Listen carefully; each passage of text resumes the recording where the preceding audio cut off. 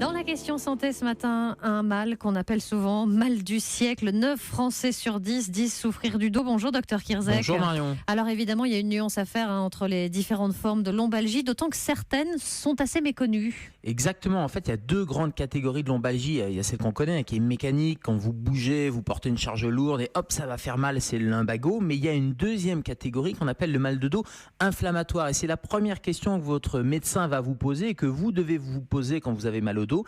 Est-ce que ça vous réveille la nuit? Et si vers 2-3 heures du matin, alors que vous n'avez pas fait de mouvement particulier, il y a une douleur lancinante en bas du dos, éventuellement qui descend un peu dans la fesse et puis qui alterne la fesse droite à la fesse gauche, et le matin vous avez du mal à vous réveiller parce que dès le matin il y a ce qu'on appelle un dérouillage matinal, il faut se poser la question de ce mal de dos inflammatoire et peut-être d'une spondylarthrite ankylosante. Alors la spondylarthrite ankylosante, je me suis entraînée pour le dire. Est-ce que c'est grave et qu'est-ce que c'est précisément? Alors c'est pas une maladie grave, c'est une maladie qui est chronique dont le diagnostic est important parce que sinon on va laisser traîner ce mal de dos et on va souffrir inutilement. La spondylarthrite ankylosante, ça touche 2% de la population, c'est plutôt des jeunes adultes, autant la lombalgie mécanique commune, c'est plutôt en deuxième partie de vie quand on a le dos usé. Là c'est plutôt des gens de moins de 30 ans, c'est 2 hommes pour une femme, et contrairement à la lombalgie commune, donc c'est vraiment quelque chose qui touche en première partie de vie. Et votre médecin il fera le diagnostic clinique et puis il va faire des examens paracliniques et il fera notamment une analyse génétique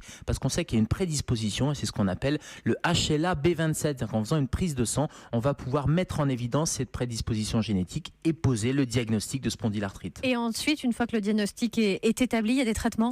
Oui, c'est ça l'intérêt, c'est que ça va permettre de traiter différemment ce mal de dos, en particulier traiter les crises. Alors, ça va plutôt être des anti-inflammatoires ou de la cortisone, mais il y a surtout un traitement de fond qui va éviter ces douleurs et qui va viser, lui, le système immunitaire. Et puis, il y a toute une prise en charge de kiné, d'ergothérapie. Et puis, on sait aussi qu'il y a un certain nombre de complications, comme des complications oculaires. Donc, d'où l'importance de ce diagnostic et d'où l'importance de se poser la question, est-ce qu'il y a un rythme inflammatoire à cette douleur ou pas? Et là, il faut consulter.